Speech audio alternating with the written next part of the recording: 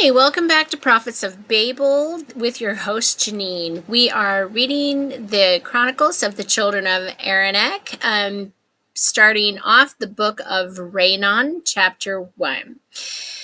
The time came when the people began to be filled with the Spirit of the Lord once again, and they cried into the Almighty One of heaven in their temples and the places of worship, and they cried in their homes, and they became one people again, united upon the land. And they began again to mix one with another, and to trade and celebrate and to worship together.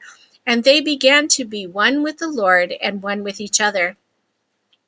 Now 100 years passed since the great war ended, and peace again ruled the land, and Samias was still the prophet of the people, and he still cried repentance unto them. And the time came when the people of Araneck and the people of Raynon and Limden did not call themselves by different names, but they called themselves the people of the Most High God. But I will refer to them as in this record as two separate people, the people of Araneck and the people of Raynon and Limden. The people lived together for the space of many years in peace, and their horse herds grew strong, and their fields yielded many great crops, and their armies grew strong, but there was still peace upon the land.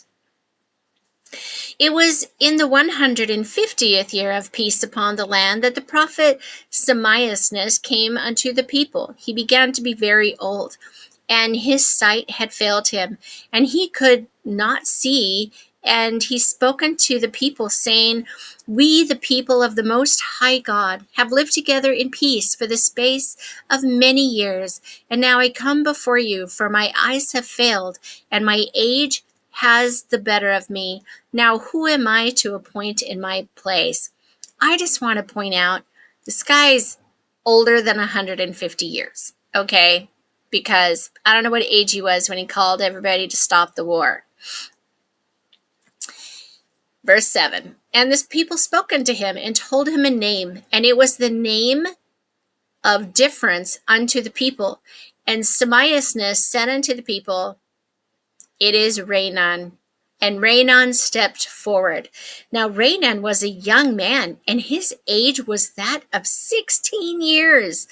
And he stepped forward, and he said unto the prophet, I am but a child. I cannot be the anointed one.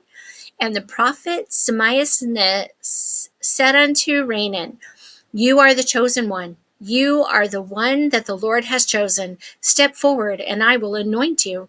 So it was that Raynon stepped forward and was appointed as the new prophet. I'm going to pull up his picture for you. Hang on. I pulled this off the website. I should buy it, but I haven't thus far. So this is Raynon. Look at his little mustache. Just wanted to give you an idea. I think he ends up with Cream Warrion. We'll have to remember that. So she's kind of pretty. You can see past those lines. Anyway, sorry about that. So I'll keep going. So it was that Raynon stepped forward and was anointed as the new prophet. But upon this the people became confused, for they did not understand why the Lord had chosen such a child to be their prophet. Many days passed, and the people grew disaffected by what the prophet Samias had done. And Samias died, and the people buried him along with all the other prophets of the people. Raynon now became the prophet of the people, and he caused that all the elders and high priests be gathered to the great council chamber, and he stood and spoke to the gathered priesthood, and he said these words, The Lord has anointed me to be your prophet and your leader, and it is through him that I shall draw my strength, but it is through you, the people, that the many great things the Lord wants to accomplish will be done.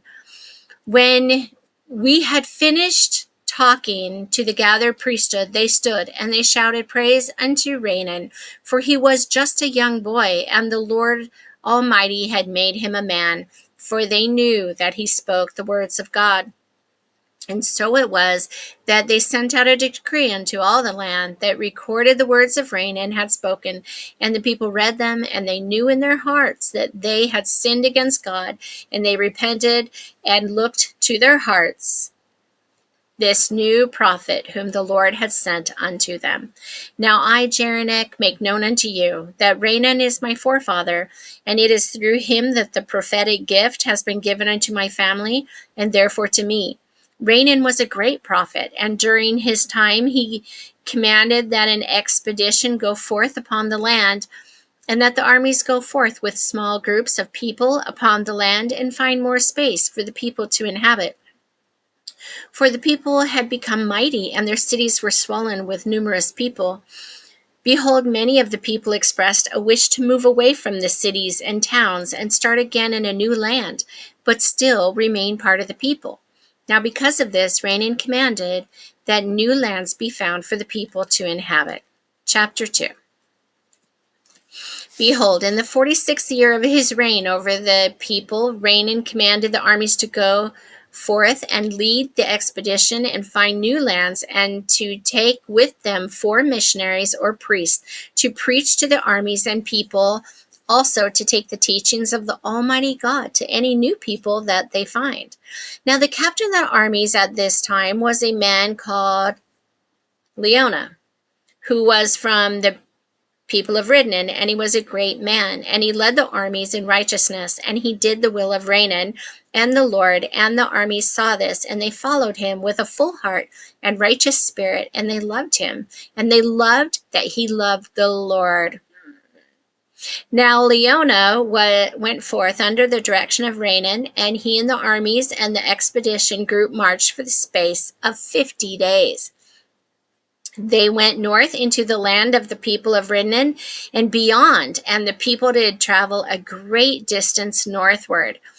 As they went north, the weather became cold, and the days were dark, and the days were short, and the land was filled with great forests and large bodies of water and many waterfalls. And it was a strange and mystical land, and because of this, the men of the armies feared that the Lord had abandoned them, and they feared that they had become lost, for they had never seen land, weather, or conditions like this before.